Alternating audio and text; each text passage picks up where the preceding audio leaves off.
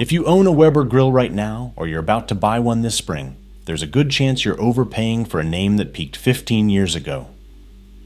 Nobody wants to hear that. The brand your dad swore by might be coasting on a reputation it no longer earns. I went through SEC filings, BBQ forum teardowns, and a refurbisher who's disassembled over 500 Webers to figure out what happened. What I found made me angry on behalf of anyone who's dropped $800 expecting their Weber to last like the old ones. Palatine, Illinois, 1952.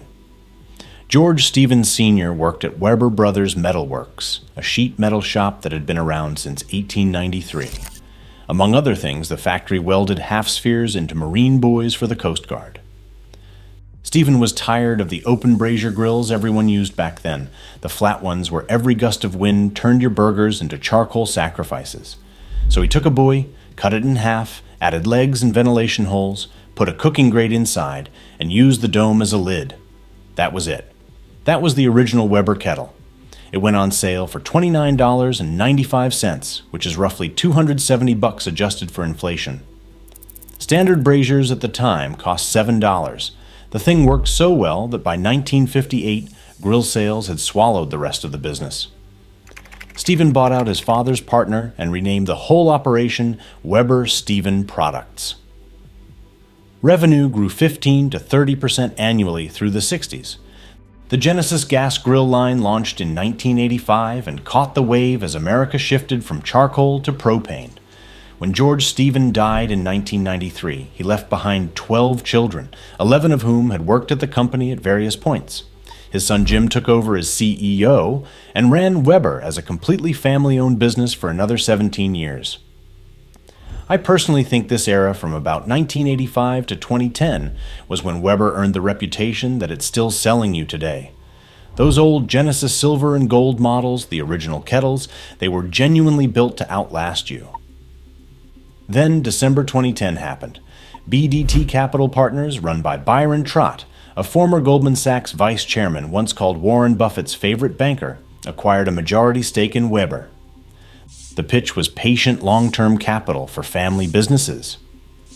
Jim Stevens stayed on as CEO. The family kept a minority position, and for a while Weber expanded to 78 countries and seemed fine. This decision seemed small at the time. It wasn't. By 2021, COVID had turned America's backyards into full-time restaurants. Grill ownership hit 70% of U.S. households. Weber's revenue for just the first half of 2021 jumped 62%. So BDT did what private equity does when the music is playing. They took Weber public. On August 5th, 2021, Weber started trading on the New York Stock Exchange at $14 per share. The offering was already a disappointment, raising $250 million instead of the planned $750 million. The real story was in the dual-class share structure. BDT kept 63% of the stock and 83% of voting power. Weber was a controlled company, meaning BDT could decide the board, the bylaws, and any sale without asking a single public shareholder. If you're wondering how that's even legal, so is everyone else. Peak revenue hit $1.98 billion that fiscal year. The stock touched $19.55 on August 9th, 4 days after the IPO Weber celebrated. They shouldn't have. The pandemic grill boom was a sugar high and the crash was brutal. Revenue dropped 20% to $1.59 billion.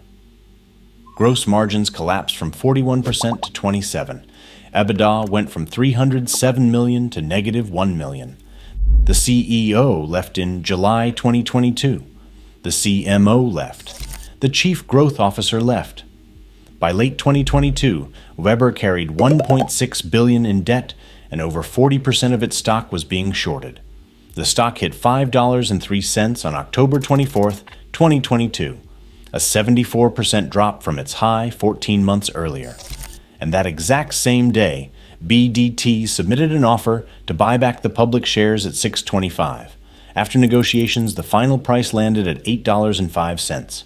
I want you to sit with this math for a second. BDT's pre-IPO cost basis for their shares was roughly 5 cents each. They took Weber public, extracted $250 million from public markets, watched the stock collapse. then bought back the public float at a 42% discount to the IPO price. Public investors lost an estimated $106 million collectively. The deal closed February 2023 and Weber disappeared from the stock exchange. Mercer Capital called it a boomerang IPO. That's a polite way of putting it. If you're finding this breakdown useful, hit subscribe. I cover stuff like this every week, the real story behind the brands you're spending money on. All right, so here's where things get personal for anyone who actually owns a Weber. While all this financial maneuvering was happening, the grills themselves were changing, and not in the direction you'd hope. On the virtual Weber bullet board, which is the oldest and most obsessive Weber forum on the internet, a professional refurbisher who goes by Horace P. has restored over 500 Weber grills since 2018. His take on the Genesis 2 and Spirit 2 lines is brutal. He's documented warped fireboxes, rotted burners and flavorizer bars, and heat shields falling apart in 2 years or less, on grills that spent winters stored indoors. He specifically called out thinner, cheaper steel that rusts through the paint in ways that older models simply never did. Compare that to the old Silver Series, the 500 and 700 units, which he says just need a few replacement parts and a good cleaning to keep going basically forever. I personally think this is the most underrated part of the whole Weber story. The financial stuff is dramatic, sure, but the steel thickness is what actually affects you standing in your backyard on a Saturday afternoon. Weber also dropped the crossover ignition system that longtime users loved in favor of electronic setups with more failure points. The burner orientation switched from east-west to north-south, killing rotisserie and indirect cooking performance.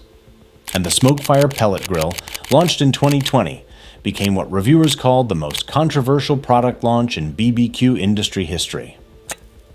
Grease fires, 100-degree temperature swings, an app that barely worked. Weber eventually discontinued it in North America entirely. Even warranty enforcement tightened. Weber now requires purchase receipts for registered grills and refuses to cover rust from salt air or pool chemicals. That's a far cry from the old no questions asked approach. Then in May 2025, Weber merged with Blackstone Products, the griddle company out of Utah. Roger Dahl from Blackstone took over as CEO. They're pushing smart grills and connected cooking for 2026, including Weber's first Wi-Fi charcoal grill. Whether any of that means thicker steel and longer-lasting burners is the question that actually matters.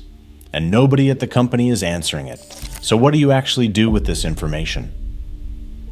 If you're shopping for a Weber right now, the honest move is to skip the entry-level Spirit and Genesis 2 lines and either spend up for the Summit series, where build quality is still closer to the old standard, or hunt for a used pre-2015 Genesis or Kettle on Facebook Marketplace or Craigslist. The forums are full of people restoring those older models for a fraction of what a new Weber costs, and they'll outlast anything currently on the shelf at Home Depot. I'm not making that up. The refurbisher data backs it.